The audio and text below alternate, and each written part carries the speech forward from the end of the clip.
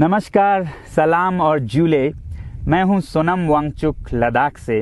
आप में से कुछ लोग हमें जानते होंगे हमारे शिक्षा सुधार के कामों के बारे में, या फिर पर्यावरण के काम में आइस स्तूपा, आर्टिफिशियल ग्लेशियर जैसे कामों के लिए, या फिर आई लिव सिंपली जैसे ग्लोबल मूवमेंट्स जो कि सादा जीवन अपनाकर क्लाइमेट चेंज को रोकने के लिए लोगों को प्रेरित करती है।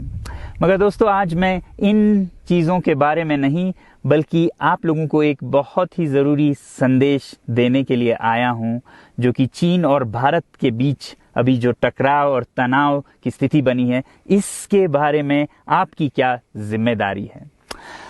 मैं लद्दाख में हूं और आप देख रहे हैं सिंधु नदी को बहते हुए यहाँ, और वो जो पहाड़ियाँ हैं उनके पीछे नुब्रा और चांगतांग के वो इलाके हैं जहाँ पर ये तनाव बढ़ता जा रहा है। हजारों सैनिक वहां ले जाए जा चुके हैं। सुनने में आया है चीनी वायुसेना के जहाज भी वहां तैनात किए गए हैं, और एक घंटे पहले भारतीय वायुसेना के जहाज भी मेरे ऊपर मंडरा रहे थे।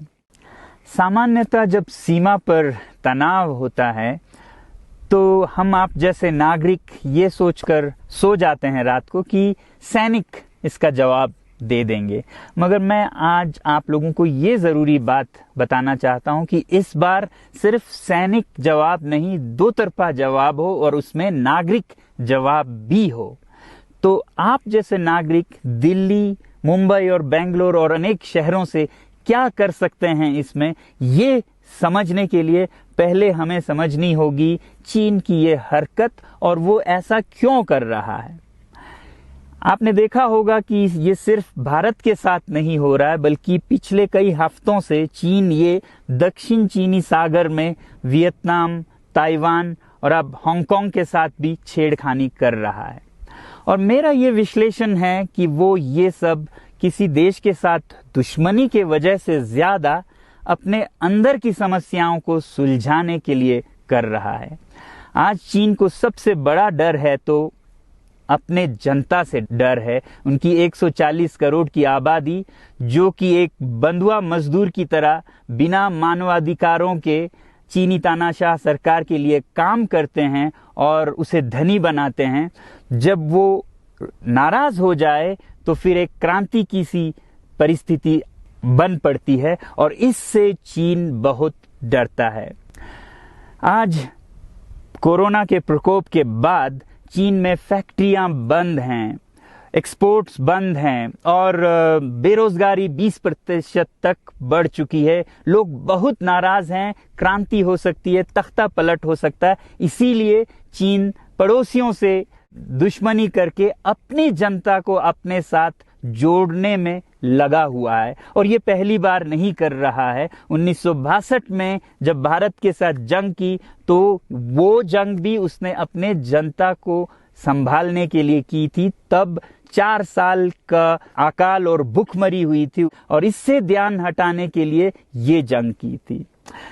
चीन के लिए अपनी जीडीपी और जो खुशहाली है उसे बढ़ाते रहना बहुत ही जरूरी है, और जिस दिन जीडीपी घट जाए वहां की जनता क्रांति के लिए तैयार है। मैं तो कहता हूं कि इस बार भारत की बुलेट पावर से भी ज्यादा वॉलेट पावर काम आएगी। जो नागरिक पैसा खर्चते हैं चीन के सामान को खरीदने में, जरा सोचिए, हम आप भारतीय उद्योग को मारकर चीन से मूर्तियों से कपड़ों तक हर साल 5 लाख करोड़ के सामान खरीदते हैं, और फिर यह पैसा आगे जाकर हमारे सीमा पर हथियार और बंदूक बनकर हमारे सैनिकों के मौत का कारण बन सकती हैं। तो इसलिए अगर हमारे देश के 130 करोड़ लोग और 3 करोड़ जो भारतीय बाहर के देशों में हैं, सब मिलकर भारत में और बल्कि दुनिया भर में एक boycott made in China movement या अभियान शुरू करते हैं, तो आज दुनिया भर में चीन के प्रति रोष है। हो सकता है कि सारी दुनिया साथ आए और इतने बड़े स्तर पर चीनी व्यापार का बॉयकॉट हो कि चीन को जिसका सबसे बड़ा डर था वही हो, यानी कि उसकी अर्थव्यवस्था डगमगाए और उसकी जनता रोष में आए, विरोध और तख्ता पलट। और अगर हम ऐसा नहीं करते हैं तो कितनी बदनसीबी की बात होगी भारत के लिए, ज़रा सोचिए। एक तरफ हमारे सेना सीमा पर जंग लड़ रही होगी और दूसरी तरफ हम आप चीनी सामान, मोबाइल से लेके कंप्यूटर्स, कपड़ों से लेके खिलौनों तक को खरीद कर उनकी सेना को पैसा भेज रहे होंगे, चीन की सेना को। ये तो हुई हार्डवेयर की बात। दूसरी तरफ हमारी युवा चीनी सॉफ्टवेयर, एप्स, गेम्स जैसे टिकटॉक, शेयरिट, इन सब में मस्त, उन्हें दूसरी तरफ से करोड़ों करोड़ों का पैसा भेज रहे होंगे। तो इसलिए बहुत ज़रूरी है कि हम एक नागरिक जवाब ज़रूर दें और इसे एक अभियान बनाएं, ग्लोबल मूवमेंट की तरह। ये बॉयकॉट मेड इन चाइना का जो अभियान है वो भारत के लिए भी एक वरदान साबित होगी। जैसा कि हमारे प्रधानमंत्री ने एक विजन हमें दिया था स्वावलंबन का, सेल्फ रिलायंस, वो तब हो सकता है जब हमारे अपने उद्योग फलें फूलें। और जब हम बॉयकॉट करते हैं इन सामान का तो अपने देश के उद्योग का, उत्पाद का हम प्रयोग करेंगे और उससे मजदूरों को रोजगारी मिलेगी और सारा देश खुशहाल होगा। बजट होगा कि हम और अच्छी तरह से टक्कर ले सकें सीमा पर भी। तो इसके लिए मैं आप लोगों से अपील करता हूं कि जहां तक एप्स और सॉफ्टवेयर की बात है तो हमारे युवाओं को एक हफ्ते में उन्हें अनइंस्टॉल करना चाहिए। Boycott made in China, software in a week and hardware in a year. क्योंकि साजो सामान के लिए वक्त लगेगा हमारे अपने देश से और बाहर से विकल्प निकलने तक, तो उसे हम 1 साल के अंदर कर सकते हैं। तो ये हम न सिर्फ अपना प्रतिज्ञा करें बल्कि 100 और लोगों को इसके बारे में समझाएं, शेयर करें सोशल मीडिया पर, और हमारी जो मीडिया है वो जनता तक, देश के कोने कोने तक पहुंचाए। और जैसे ही इसका असर दिखने लगेगा, इंटरनेट से एप्स लाखों में, करोड़ों में अनइंस्टॉल होंगे, तो चीन को संदेश साफ जाएगा और यही एक तरीका उसे मेज पर पहुंचा सकती है जहां पर की बातचीत हो शांति की। तो जाते जाते मैं ये बता दूं कि मैं क्या करने जा रहा हूं।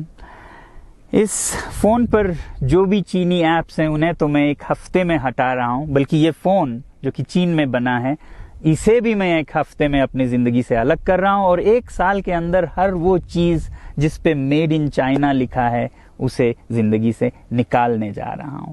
हमें चीन से, चीनी लोगों से कोई समस्या नहीं है, चीनी सरकार और उनकी रवैयों से समस्या है। जब तक चीन में परिवर्तन ना हो हमें ऐसा करना होगा।